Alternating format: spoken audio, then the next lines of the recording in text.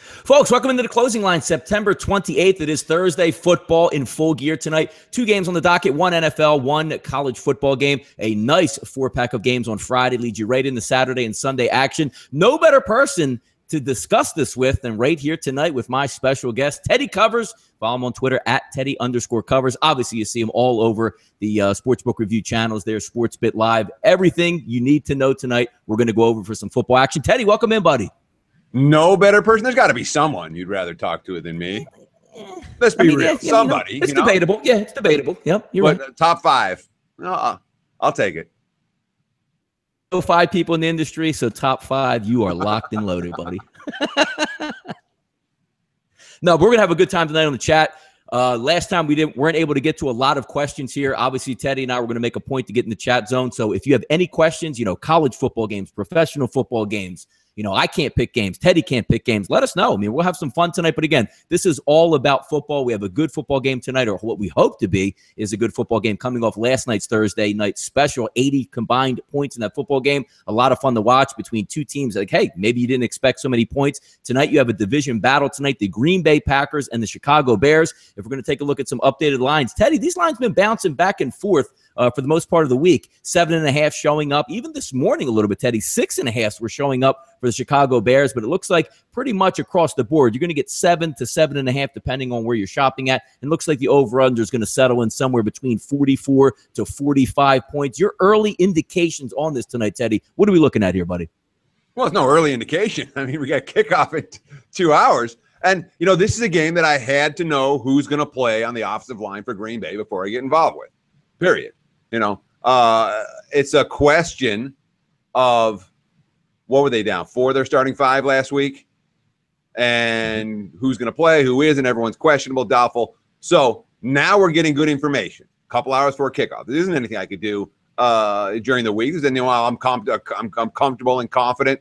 All right, clients, here's a bet. No, you got to wait for injury info. And here's the injury info that I think people out there are looking for.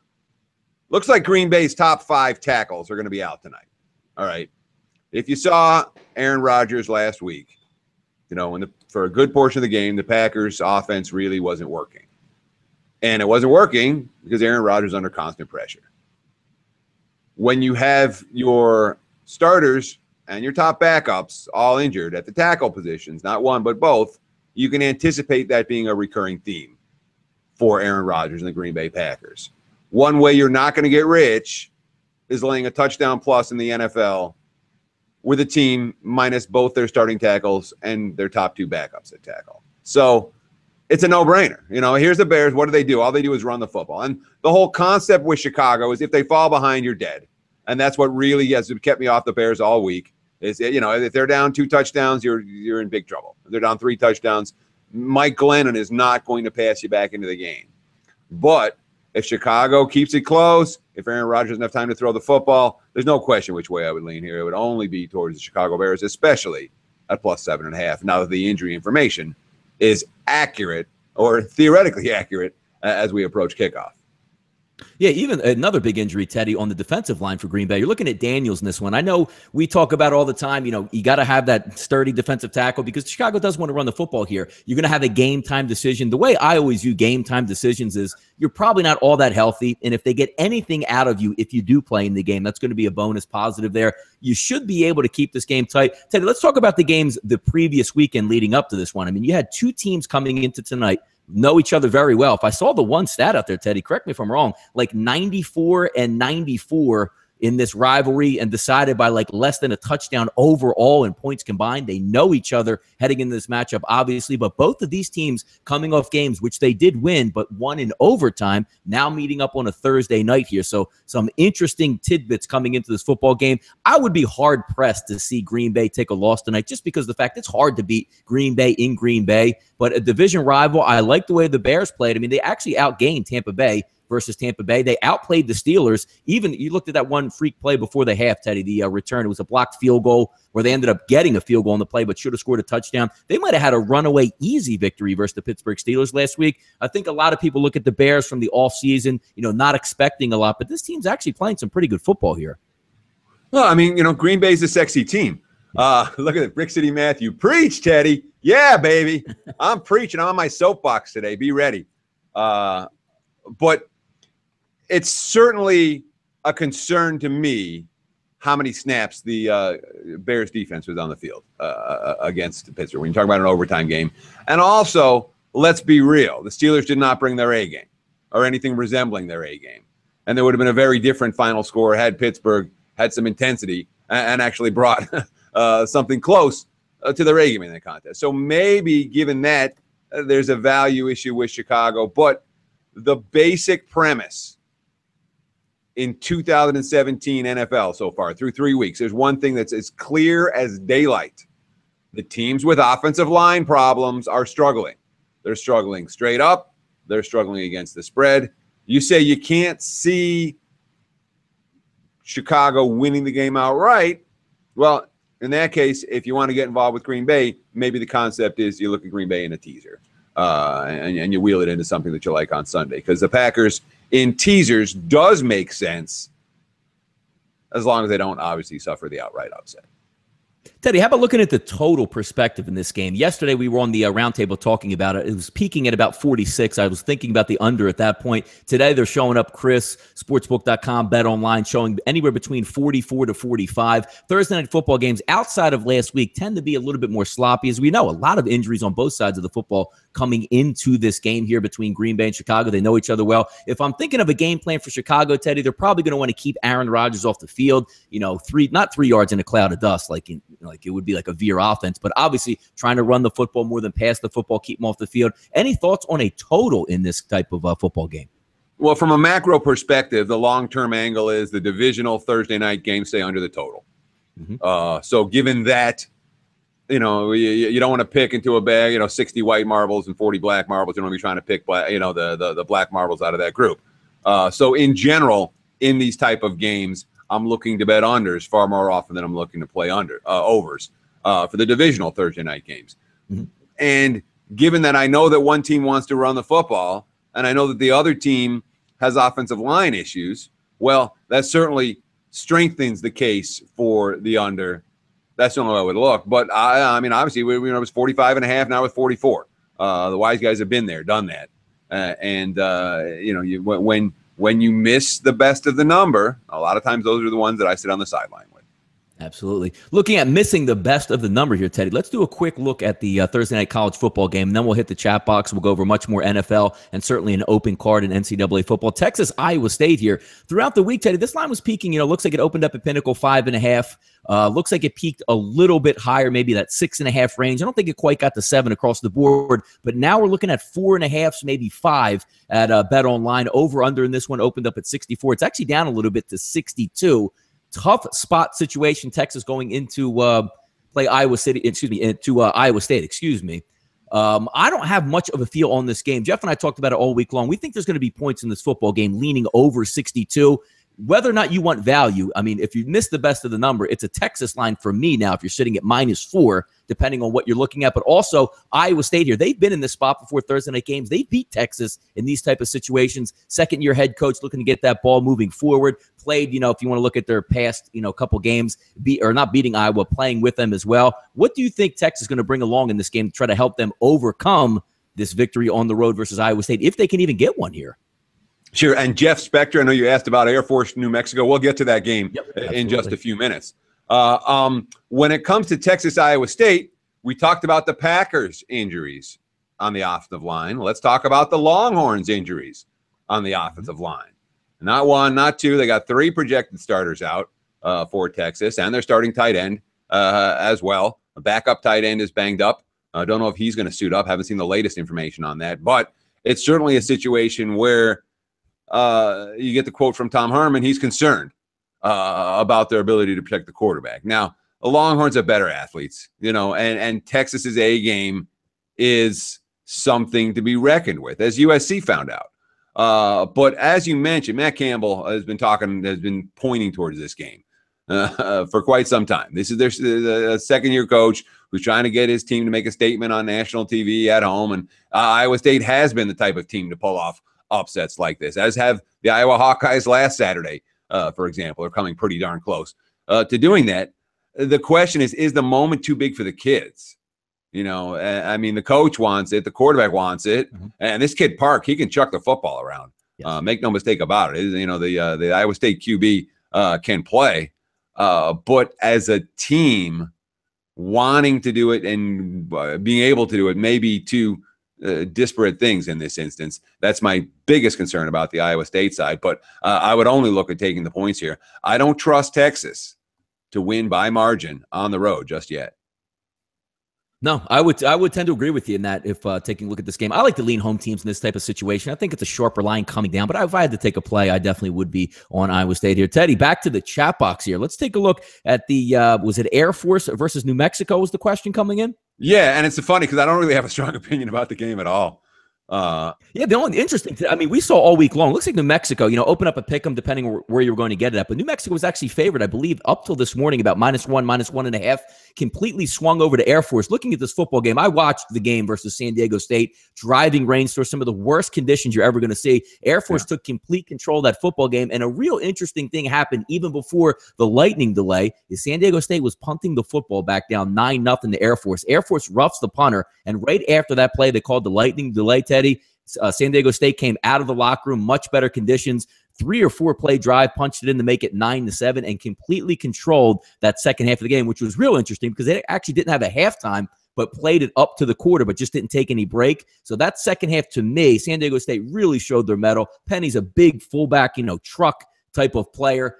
Took control of Air Force. Now, you're going to have two teams almost running a similar type offense, not looking to pass the football, both looking to run, more of a high-powered offense from New Mexico's perspective. But Air Force should be able to hang in this football game. If I had to take a side in this one, Teddy, I'm probably still going to lean Air Force. I mean, I don't want to take too much out of the game last week in those conditions. And let's be serious. San Diego State's a pretty good football team this year. Yeah, exactly. I watched the same game, and my takeaway was exactly what yours was. It wasn't Air Force bad. It was, wow. The Aztecs survived in an that was a bad spot for San Diego State. And certainly the weather delay helped them. But the fact that they were able to regroup and come out of that and play the dominant football, it was much more San Diego State good than Air Force bad. But there's two things I want to say about this game. Number one is that he's not going to get any credit. He's not going to win any awards. There's no coach in the country that's doing more with less than Bob Davie. Love it. You know what I mean? And this is a guy, remember, he couldn't coach at Notre Dame. Guy couldn't coach. What he's done in Albuquerque has impressed the hell out of him. He's never had any talent, and they've been competitive throughout. And they're in pick 'em price ranges against Air Force. When he got there, they were 2 touchdown dogs at home to Air Force minimum. I mean, the period between Rocky Long and Bob Davie wasn't pretty for that program. But it's the other issue that I have with the point for New Mexico Air Force is, of all the final scores last Saturday, the one that shocked me the most was 16-13 New Mexico Tulsa. I didn't see the game. I saw the box score. How did they shut down Tulsa? How did they do it? How did that happen? And being that I don't understand how that happened, I didn't see it. I read the recap. I looked through the box. I don't actually understand how they did that. And that to me, that's enough to say I'm either betting on New Mexico or I'm leaving the game alone. But it's to go from Tulsa and then face Air Force the next week. I mean, that's and have success against Tulsa. That's a concern to me. It's a hard game. I passed. Yeah, no, I mean, it is a typical coin flip type of game. What you like from New Mexico's perspective, they do get both of their banged up quarterbacks. Now they were down to like their 3rd string quarterback, so it should be a little bit more explosive, some maybe deeper, longer runs setting it up. Last year we had a lot of fun watching them. Tyrion Gibson was one of my favorite running backs. It just seemed like, every game he was getting 10 carries for 150 yards and a couple touchdowns. A lot of fun last year, Teddy, that team. No question. Yeah, they made and a ton of money for anyone who was betting on them last year. New Mexico was a profit maker all year. Matthew Varnum, what's up, buddy? Thanks for the hellos. UConn versus SMU -17. Digital Kumquat. I like the name. I like SMU here. Anybody else? What do you think? SMU. I mean, look. UConn. Yeah, I mean, look, I actually, Teddy, I was trying to factor in on the total of this football game, even though it's extremely high.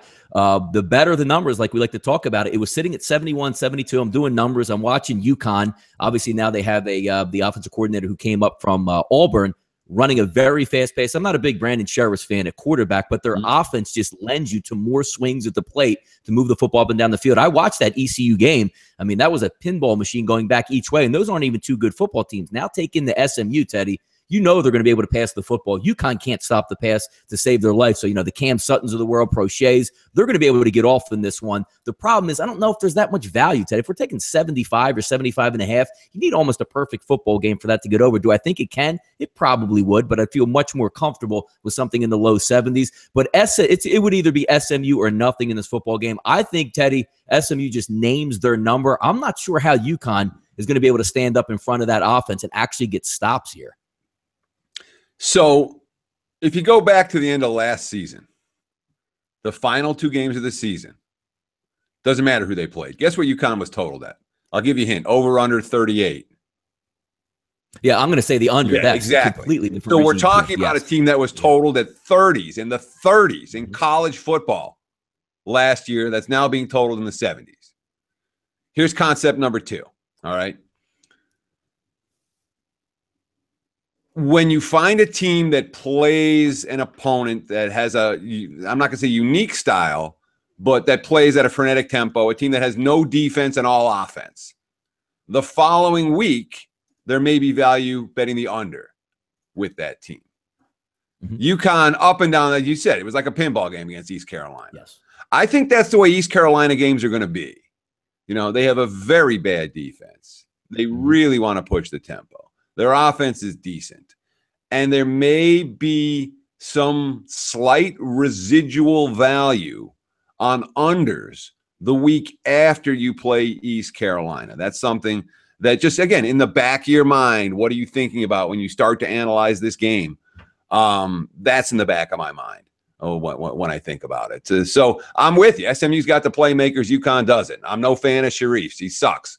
He's liable for a pick 6 in any game that he's in. So I mean that's my thoughts on UConn SMU, I guess.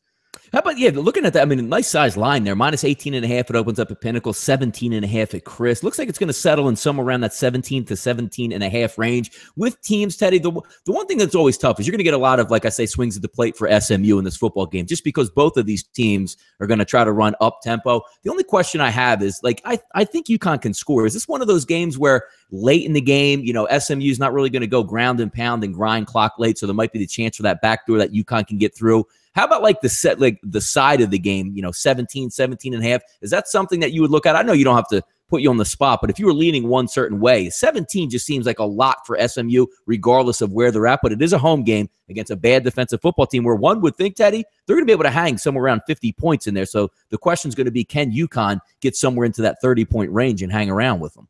Sure, the blitzkrieg here is possible. SMU could pop a couple of big plays and boom, all of a sudden it's 24-3 and it's ball game over, midway through the second quarter. That possibility exists. If I had to take a side here, that'd probably be the way that I would look, is towards the SMU side. I trust that football team a lot more than I trust UConn to hang tough with anybody on the highway. You got it. Looks like one of the questions coming up here, Teddy, in the chat box, Duke versus the Miami Hurricanes on a nice Friday slate with college football here, 105, 106 on the rotation. Line opened up, Teddy, anywhere between, there's a couple different ones. Let's just say 6 points it opened up at. I've actually seen it dip up to 7.5 early this week, but it looks like it's settling in between 6 and 6.5 across the board. Total at about 55, 55.5. I'm a big Miami Hurricanes fan, Teddy, but this seems like a really good spot for Duke and David Cutcliffe here. The reason I say that is the defense is very fundamentally sound. Against a high explosive, very good athletic team like the Miami Hurricanes, you got to stay disciplined. You got to stay in your gaps. You got to have good play on the corner. You can't just blow coverages. They can do that watching over the first couple games of the season. Also, Jones, a quarterback here, not a turnover-prone guy, move the sticks. They're getting a little bit healthier at running back. TJ Ramming on the outside, a very good wide receiver. I think Duke's in a good spot here. Not to say that Duke can win this football game or should win this football game, but I don't see Miami coming in here, Teddy, and just taking apart Duke left and right here at Wallace Wade. So I enjoy doing your show, Donnie. I enjoy doing the closing line, absolutely, on Thursdays. But I got to promote my show as well. Of course, we're talking about SportsBit, betting insight today. Me and Paulie do it every single day right here at Sportsbook Review .com, and we used Duke as a play of the day earlier in the week. And the play of the days, the preseason was choppy. The beginning of the regular, we had a crappy weekend and then 2 great weekends. And last weekend, we did every freaking thing wrong. We're debating Jags under. Of course, ended with the Jags. The Monday Night Football over. What a F job that was.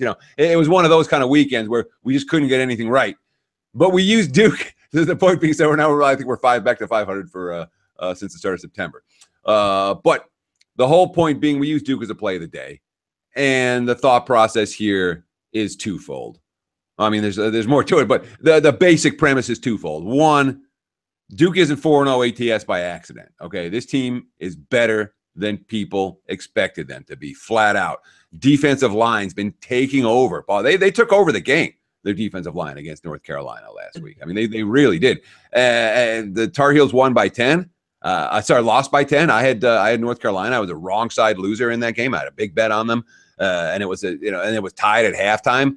Mm-hmm. And I'll tell you what, North Carolina was lucky to only lose by 10. They could have lost by a lot more than that. Duke was flat out the better team. They controlled both sides of the line of scrimmage. So if they do that against Miami, and the whole thing is like Miami, there were several Hurricane teams that, bad first half, turned it on in the second half. We saw that USF against Illinois, or was it UCF against Illinois?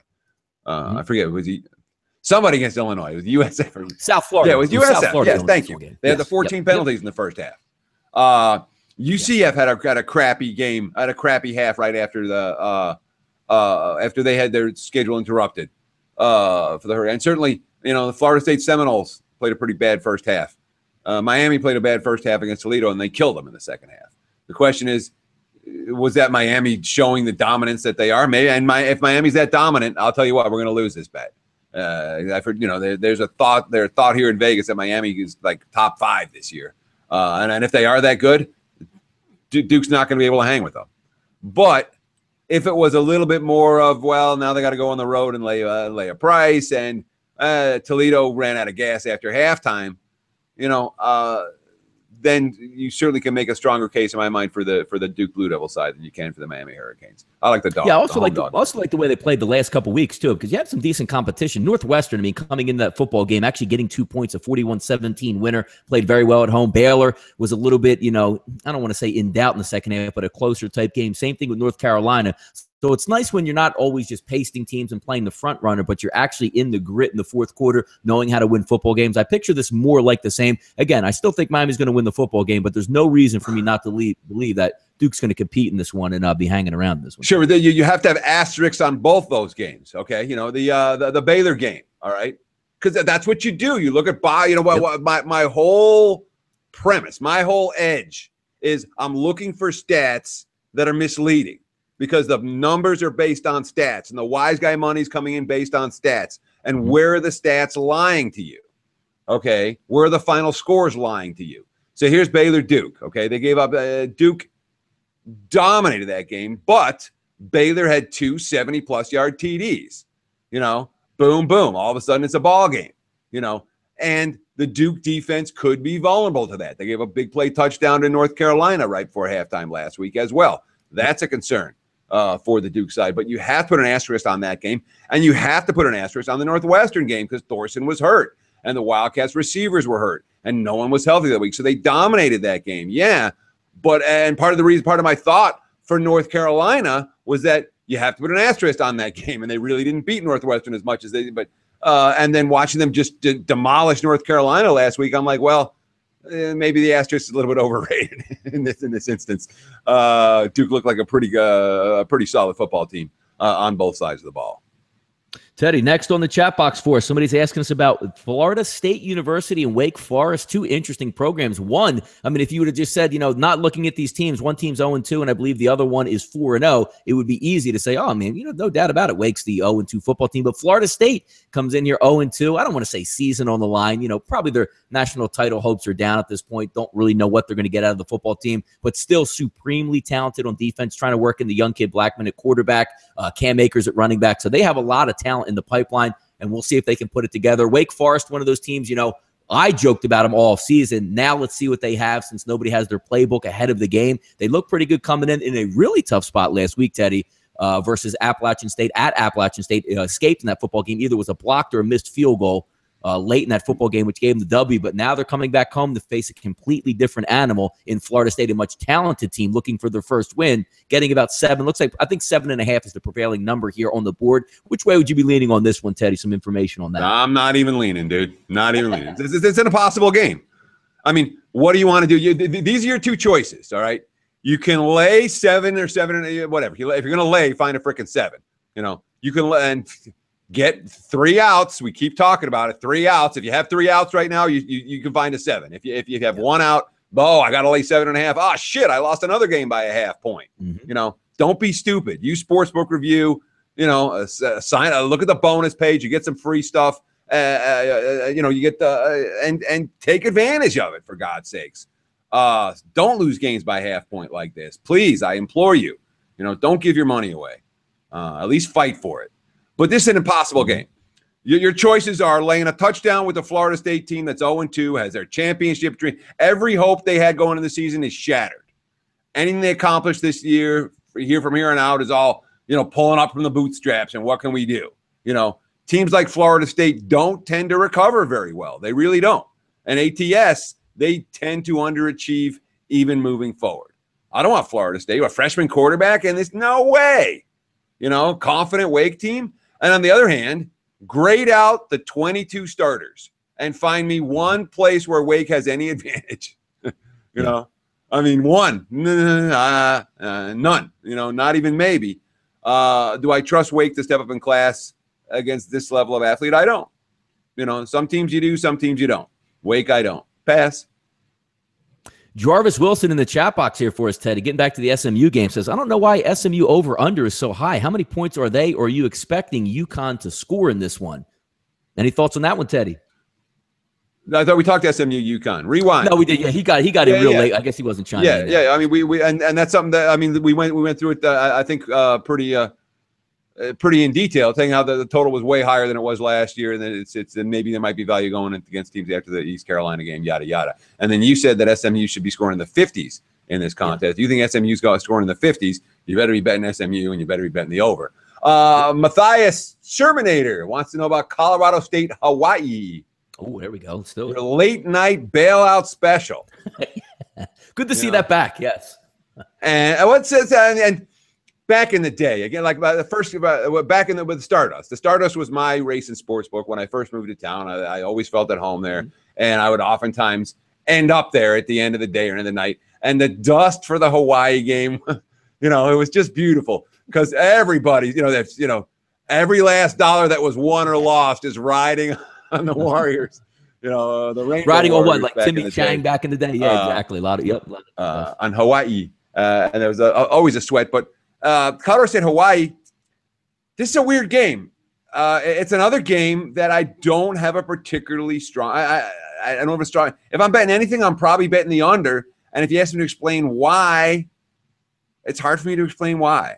I just don't see these two offenses marching up and down the field to the tune of more than 10 touchdowns. But that's just a gut. And good punters, good special teams.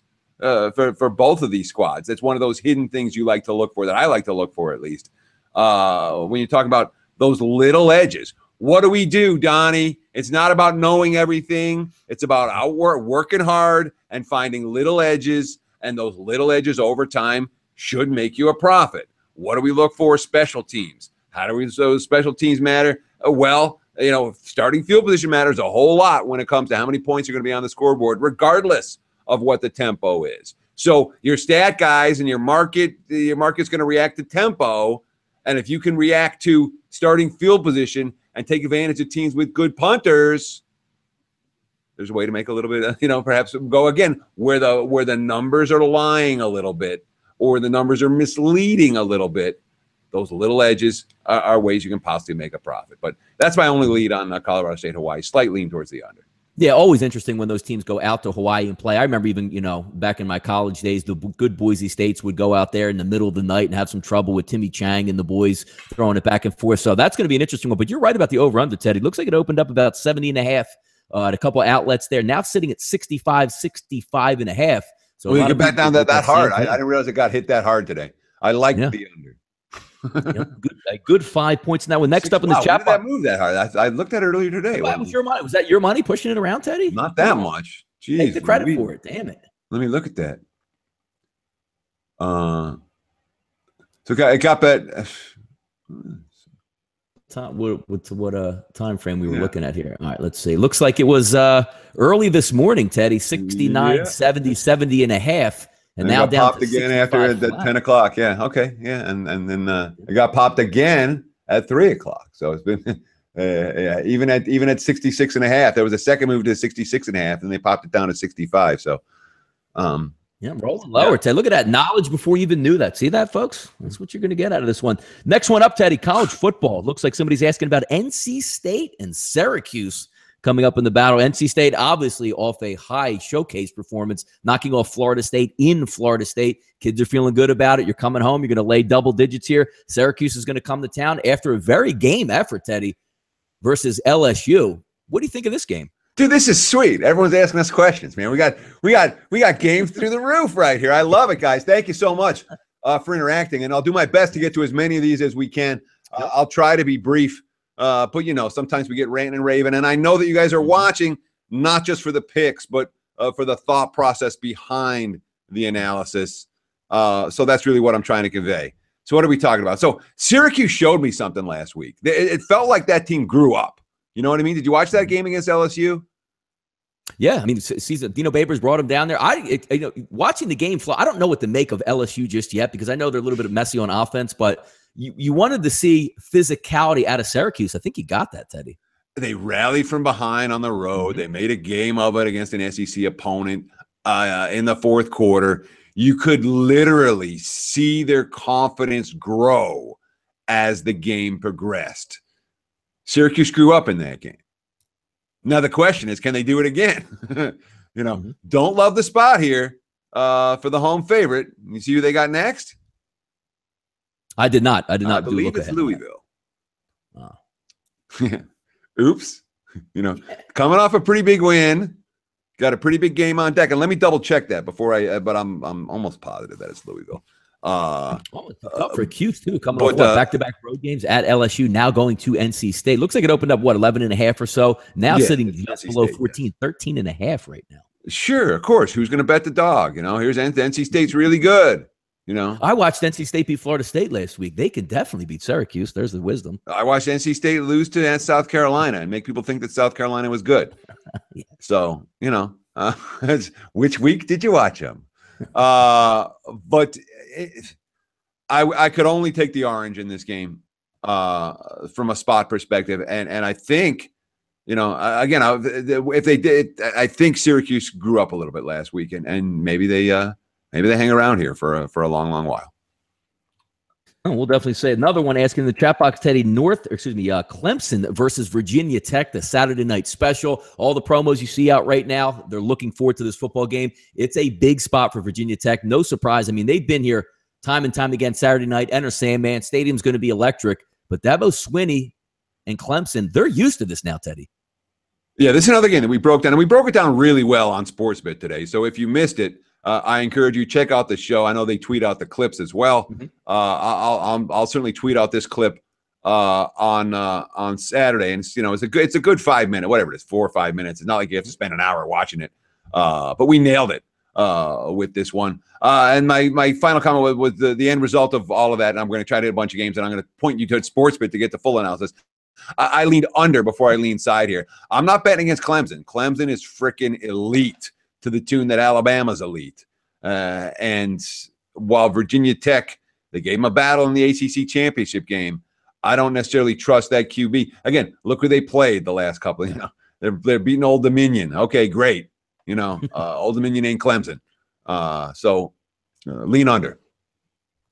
Yeah, no, I almost had that threshold there, Teddy, looking at, leaning towards Virginia Tech if that line is 7.5, which it currently sits now, maybe leaning towards Clemson if it's a little bit low, 6.5. I mean, just looking back a couple weeks ago, you had a lower point spread with Clemson going into play Louisville, and they dismantled them there. And again, I always like to get, like Dabo Swinney has his team going. You're looking at big primetime football games outside of a couple years ago when Jameis Winston went in to Death Valley and put a beating on them. They've been really good in primetime football games, playing SEC opponents, you name it, taking on all comers. So I don't think they're going to be too scared of the overall environment coming up in this one. So I'm interested to see the final. I'll see where that line closes at before I give a lean, but more than likely, I wouldn't have any play. What's the QB's name? Bowers? Is that the kid's name for Clemson, the new QB? I'm spacing on his name right now. No, it's whatever. He's thrown more interceptions than touchdowns, which is a concern to me. 3 INTs, 2 TDs on the season. Kelly Bryant, right? Brian, yeah. Yep. 6. So here's the stupid thing, dude. I remember names by how long they are and what it starts with. So 6 letters. Yep. Bowers, Bryant. For me, it's the same in my brain. It's really weird. I don't know how I got one of those weird wiring ticks, but I have one. Okay, sorry. No, a couple more games. Let's go, man. Donnie has shelves and a mini fridge. You have a mini fridge in your office. So where's your office? You upstairs or downstairs? I am downstairs, buried in the basement, Teddy. Yeah. See, so when I was looking at houses, when we bought this house, I'm like, there were the basement ones where you could, and then there were the third, and I'm like, I'm going up, man. So, I get the whole 3rd floor up here. They bury. So I would just make a nice loft, and it's golden. Too many bad beats for me, Teddy. I'd be stomping through the floor, getting yelled at by the wife and the kids. But the whole thing with the fridge, dude, it's like for me, it's exercise. I smoke. You know me, I freaking chain smoke. Yep. And I don't smoke in the office, so I go downstairs to smoke. But having the fridge right there, hey man, that's going down and making the tea and getting the water, whatever. It's exercise. It's built-in exercise, man. So I don't want the mini fridge up here. You laugh, I'm serious.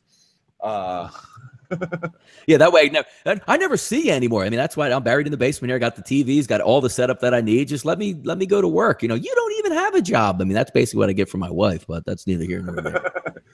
Okay, Zach A asked about Iowa State, Texas. We talked about that one already. Did we talk about USF?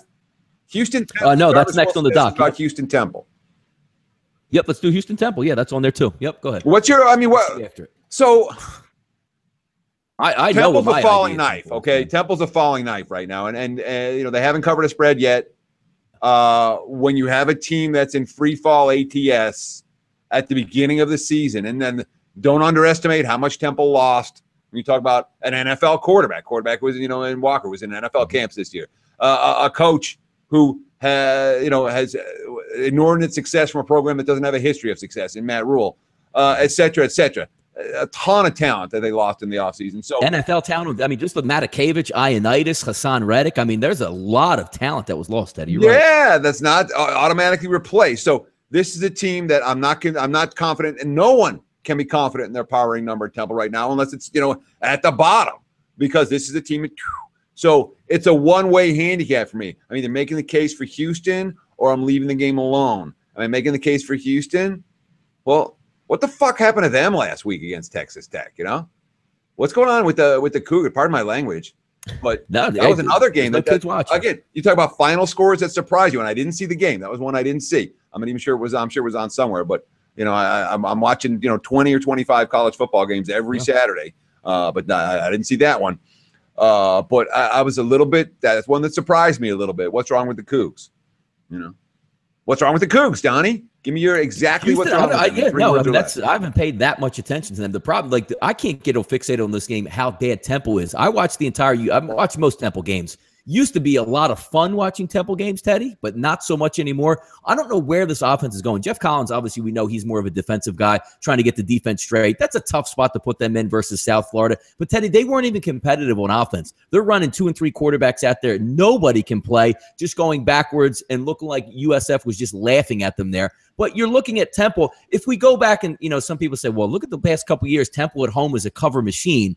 New regime, new quarterback, new players. This isn't the same football team that we were talking about beating the Memphises of the world at home and handling their business. They don't do that anymore.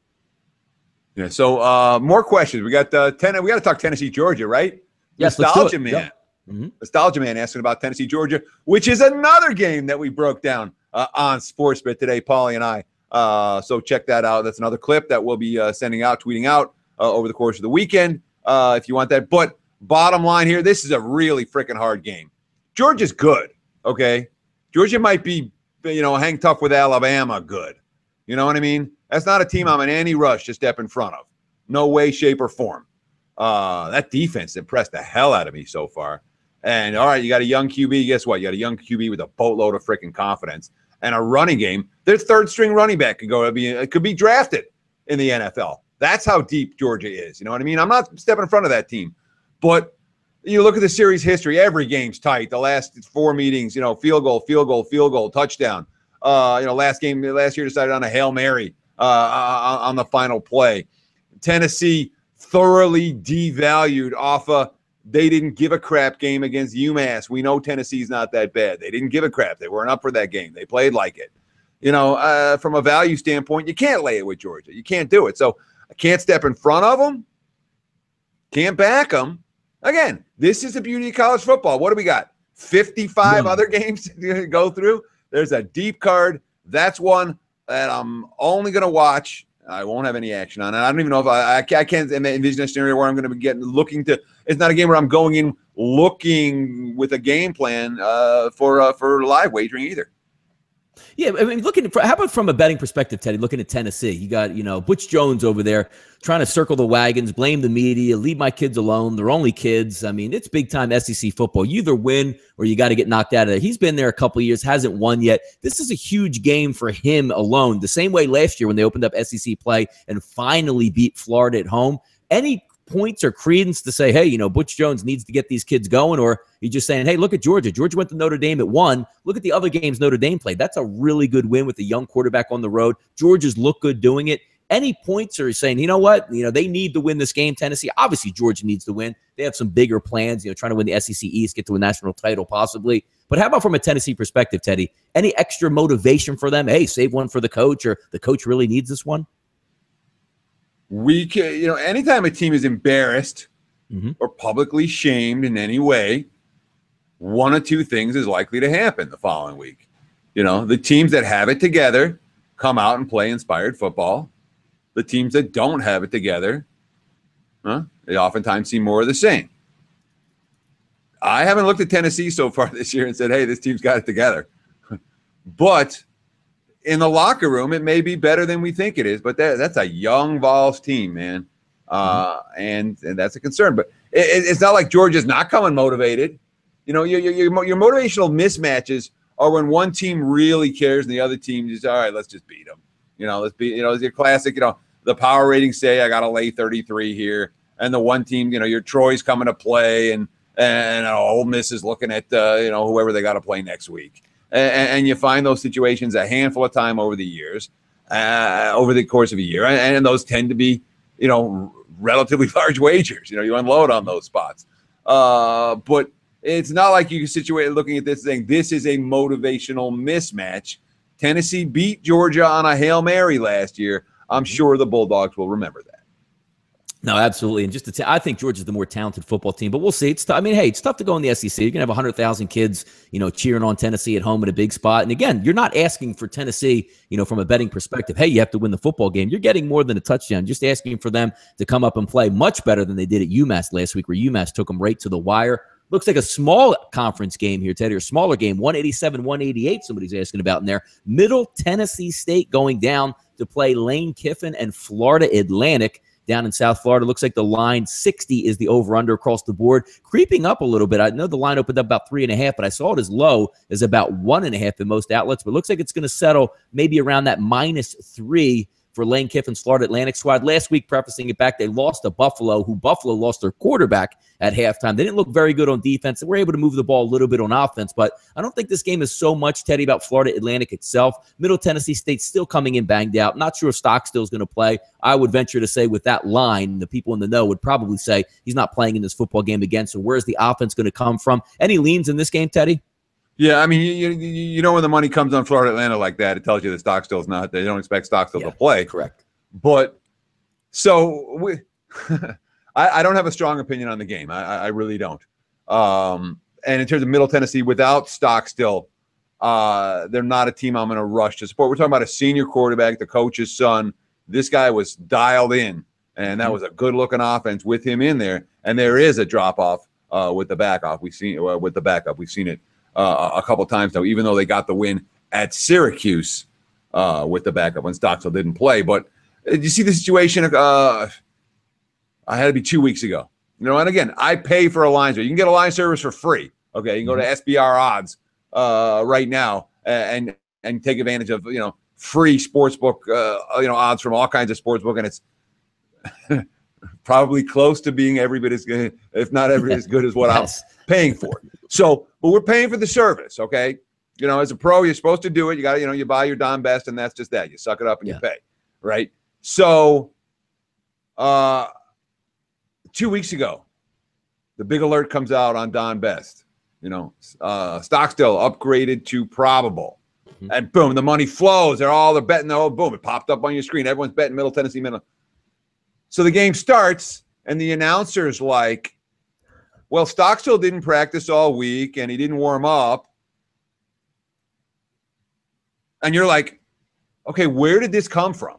Yeah. Where did that thing that came out of the office, the Don Best office, that say Stockstill upgraded to prob? Who did that? Because somebody made money off that, and that's the kind of stuff that is fishy as hell, and you don't see a lot of it. You see a lot more of it in college hoops. But the bottom line is you can't trust your line services for injuries. That's why Twitter is such a valuable tool. And why the local beat writers are such a valuable tool. You're so right about that, because even taking a point of knowledge now, let's just say Middle Tennessee State, like you're sitting there, you're in your office, you're capping some games. You say, I don't really know if I like Middle Tennessee State and the number's cheap. You get that flash across your screen that there's like a major change there. You have what, Teddy? Like 30 seconds to make your mind up. A, because if you run a service, you got to get the play out. B, you got to get the money in yourself. You put it in, you feel good about yourself, and then you say, hey, I don't really know if that's really true. You're so right about that, especially college football. Even looking at the Buffalo Bulls last week coming into the game, Jackson's playing a quarterback, and all of a sudden you're watching the football game and you pan to the sideline, the starting tailback's out, and nobody knew. Yes. Crazy. Yeah, but we've all been in that spot, though. Don't you get excited, Ted? You get that alert across the screen. I got to move on this game. And then you realize, like, what the hell happened here? I thought I beat the line. So you said 30 seconds. I mean, the reality is that this is how I was taught as a bettor. Okay, by guys that made good money betting on sports. The thought is, bet first, ask questions later. If you know this line's going to move, doesn't matter if the info's right. The line's going to move. Get down now and then decide what you're going to do with it.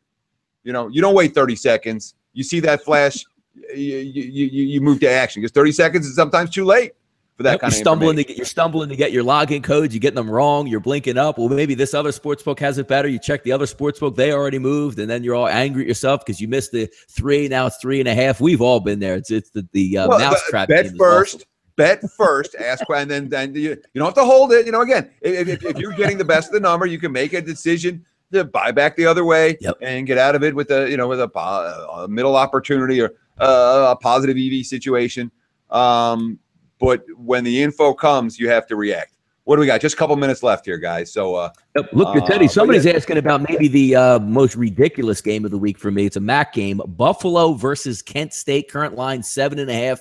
Why you folks would ask about that? Yes, we are degenerates, so we certainly hit on that game. Teddy, Buffalo, Kent State down to like their 4th string quarterback, one of the worst offenses in the country. If you've watched them play at all, shame on you, shame on me. I have watched them and have followed this football team. They play okay defense, but not so competitive. Their schedule's been really tough. Buffalo, conversely, Teddy, coming in, playing a road game now, laying points, 7.5, with a backup quarterback on the road. How about some thoughts on that bad boy, huh? Yeah, we also got a question on Akron BG as well. Let's talk some action. And there's nothing to do with being degenerate. Yeah. Shut up about being degenerate. Seriously, I love it. You're a degenerate if you can't watch a game on TV without making a bet. Okay, and you're a degenerate. That's it. Oh, I'm watching. That you can't even be on for a minute with. All right, what's the number? You're not degenerate if you're betting the MAC. It means that's a conference you're interested in. You feel like you have an edge in. Okay, but when it comes to Buffalo against Kent, so my thought process on teams like Kent is real simple. If you wanted to make money betting against Kent, you're supposed to do it in September. You could have done it already. Now they're stepping way down in class. They've been getting rocked by elite teams. Yes. Okay. Now they're stepping way down in class, and a line that would have been pick 'em at the beginning of the season is now they're catching a touchdown. And you will make more money with teams betting on teams like Kent than you will laying a touchdown on the road with teams like Buffalo at the very beginning of the conference season. This is like literally a week 4/week 5 strategy. That's the only time of year I'm going to use it, and that's the only time of year you can talk me in sometimes to taking some of the very worst teams in college football. But the other prevailing thought process is, yes, Kent is that frigging bad. And you do not make money betting on the word.